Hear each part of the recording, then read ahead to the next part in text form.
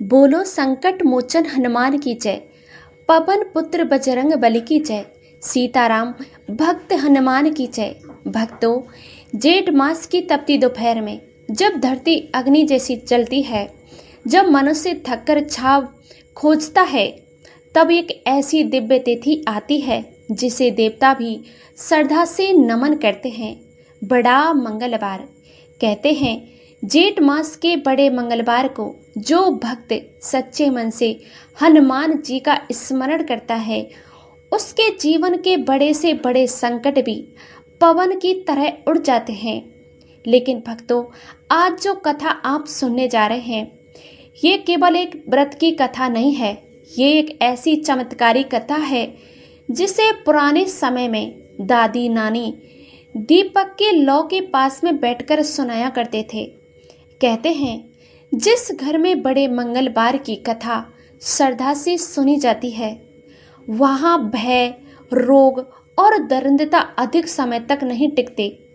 और विशेषकर अधिक मास के चौथे बड़े मंगलवार की महिमा तो और भी अद्भुत मानी गई है, क्योंकि ये वो दिन माना जाता है जब हनुमान जी अपने भक्तों की पुकार सबसे शीघ्र सुनते हैं।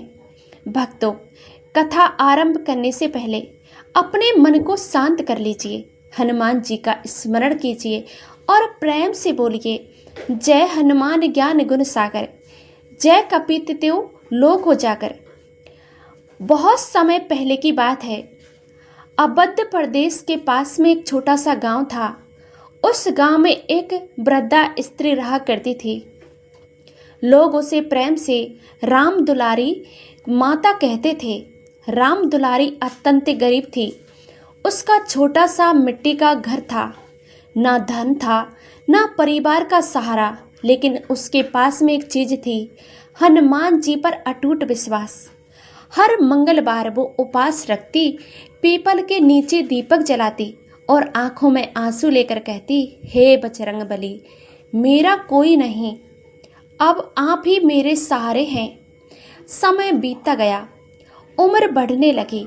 गरीबी और बीमारी ने उनके शरीर को कमजोर कर दिया। फिर भी वह कभी हनुमान जी का नाम लेना नहीं छोड़ती थी। एक वर्ष अधिक मास आया। गांव के मंदिर में एक साधु ने कहा, जो भक्त अधिक मास के चौथे बड़े मंगलवार का व्रत करेगा, हनुमान जी की उसकी मनोकामना अवश्य पूर्ण करेंगे। राम दुलारी ने ये सुना तो उसके मन में आशा जागी। उसने निश्चय किया, चाहे कुछ भी हो जाए, मैं चौथे बड़े मंगलवार का व्रत अवश्य करूंगी। लेकिन भक्तों, उसके घर में अन्न का एक दाना भी नहीं था। दीपक जलाने के लिए तेल तक नहीं बचा था।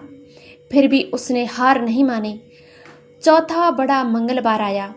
सुबह सुबह उसने नंदी में स्नान किया। लाल चुंदरी का छोटा सा टुकड़ा लेकर हनुमान जी के मंदिर पहुंची। मंदिर में सब लोग बड़े बड़े प्रसाद लेकर आए थे। कोई लड्डू चढ़ा रहा था, कोई चांदी का मुकुट, और राम दुलारी उनके पास में केवल एक सूखी रोटी थी। लोग उसका मजाक उड़ाने लगे। अरे, हनुमान जी को सूखी रोटी चढ़ाएगी? राम दुलारी की आंखें भर आई। उसने कांपते हाथों से हनुमान जी को रोटी के चरणों में रख दी और बोली, प्रभु, मेरे पास देने के लिए बस यही है, इसे प्रेम समझकर स्वीकार कर लेना। इतना कहकर वह मंदिर के कोने में बैठकर हनुमान चालीसा पढ़ने लगी। भक्तों, जैसे जैसे वह पाठ करती गई, वैसे वैसे मंदिर में अद्भुत सुगंध फैलने लगी। अचानक तेज हवा चली। मंदिर की घंटियां अपने आप बजने लगी और तभी हनुमान जी की मूर्ति से एक लाल फूल उड़कर सीधे राम दुलारी की गोद में आ गिरा। पूरा मंदिर स्तब्ध रह गया। साधु की आंखों से आंसू बहने लगे। उन्होंने कहा, माता, आज इसमें बजरंग बली ने तुम्हारा प्रसाद स्वीकार किया है। इतना सुनते ही राम दुलारी रो पड़ी। उसने हाथ जोड़कर कहा, हे प्रभु, अब मुझे कुछ नहीं चाहिए। लेकिन भक्तों, चमत्कार यहीं समाप्त नहीं हुआ। उस दिन के बाद में धीरे धीरे उसके जीवन के सारे दुख दूर होने लगे। गांव वालों ने उसकी सेवा करनी शुरू कर दी। बीमारी दूर हो गई और उसके घर में कभी अन्न की कमी नहीं हो रही। लेकिन सबसे बड़ा चमत्कार ये था कि अब उनके चेहरे पर हमेशा शांति रहती थी। तभी से कहा जाता है, अधिक मास के चौथे बड़े मंगलवार का व्रत सच्चे मन से करने वाले भक्त को हनुमान जी कभी निराश नहीं करते। जो भक्त प्रेम से उनका नाम लेता है, बजरंगबली इसमें उनके संकट दूर कर देते हैं। अब प्रेम से बोलिए, बड़े मंगलवार महाराज की जय, पवन पुत्र हनुमान की जय, संकट मोचन। पहली कथा समाप्त। अब चलिए सुनते हैं एक और बड़े मंगलवार की कथा। भक्तों, बड़े मंगलवार की कथा केवल सुनी नहीं जाती, उसे महसूस किया जाता है। पुराने समय में जब गांव में रात ढलती थी, दीपक की लौ जलती थी और लोग चौपाल में बैठते थे, तब बुजुर्ग एक ऐसी कथा सुनाते थे जिसे सुनते सुनते लोगों की आंखों में नम हो जाती थी। कहते हैं ये कथा कानों से नहीं, प्राणों से सुनी जाती है, क्योंकि इसमें केवल चमत्कार नहीं, एक भक्त की पुकार और गरीब का दर्द और हनुमान जी की सच्ची कृपा छिपी है। अब बड़े मंगलवार की वह प्राचीन कथा आरंभ होती है। बहुत पुराने समय की बात है। गंगा किनारे बसे एक छोटे से गांव में एक लकहारा रहता था। उनका नाम था भीका। भीका अत्यंत गरीब था। दिन भर जंगल में लकड़ियां काटता, तब जाकर शाम को घर में चूल्हा जलता। उसकी पत्नी का नाम था गोमती। दोनों बहुत सीधे और भगवान को मानने वाले थे, लेकिन उनके जीवन में दुख ही दुख थे। कभी भोजन नहीं मिलता, कभी बीमारी आ जाती, कभी काम बंद हो जाता।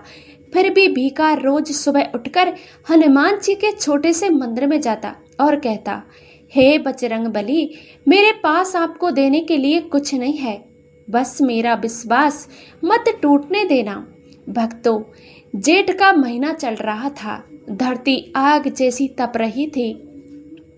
एक दिन गांव में एक साधु ने आए और उन्होंने सबको कहा, अधिक मास के बड़े मंगलवार में जो भक्त सच्चे मन से हनुमान जी का व्रत करेगा, उसके जीवन से संकट दूर होंगे। ये सुनकर गोमती बोली, स्वामी, हम भी व्रत करेंगे। भीका उदास होकर बोला, घर में खाने को कुछ नहीं है, व्रत कैसे होगा? गोमती ने मुस्कुराकर कहा, जहाँ सच्ची श्रद्धा होती है वहाँ बजरंगबली अवश्य व्यवस्था कर देते हैं। धीरे धीरे चौथा बड़ा मंगलवार आया। सुबह से दोनों ने जल के अलावा कुछ नहीं लिया। हनुमान जी के मंदिर में जाकर दीपक जलाया, लेकिन शाम होते होते भीका की तबीयत बिगड़ गई। वह भूख और गरीबी से बेहोश होकर रास्ते में गिर पड़ा।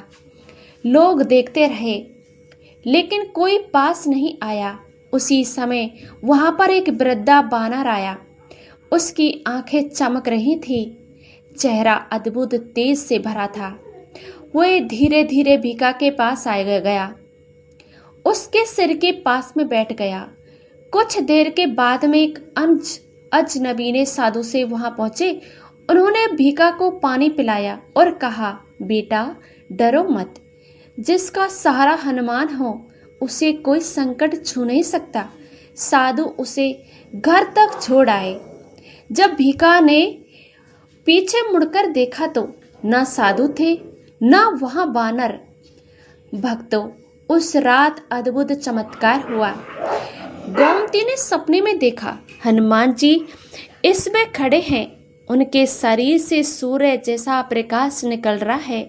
उन्होंने कहा, पुत्री, तुमने भूखे रहकर भी विश्वास नहीं छोड़ा, तुम्हारे घर का दुख अब समाप्त होगा।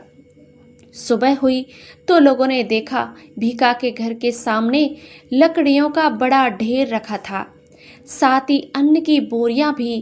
किसी को पता नहीं चला, वह सब खांसी आया।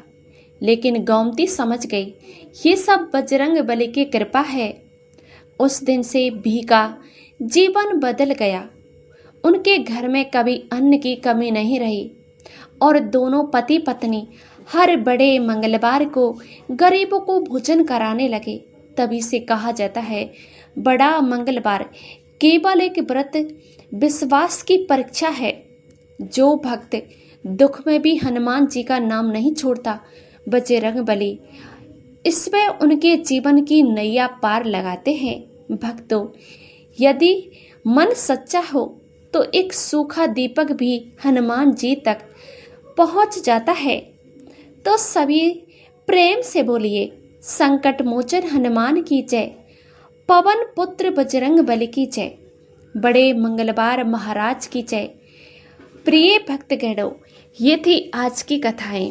अगर आपको अच्छी लगी हो तो वीडियो को लाइक करके चैनल को सब्सक्राइब जरूर कीजिएगा और इसी चैनल पर आपको ऐसी ही ज्ञानवर्धक वीडियो मिलती रहेंगी। तो हमारे चैनल से जुड़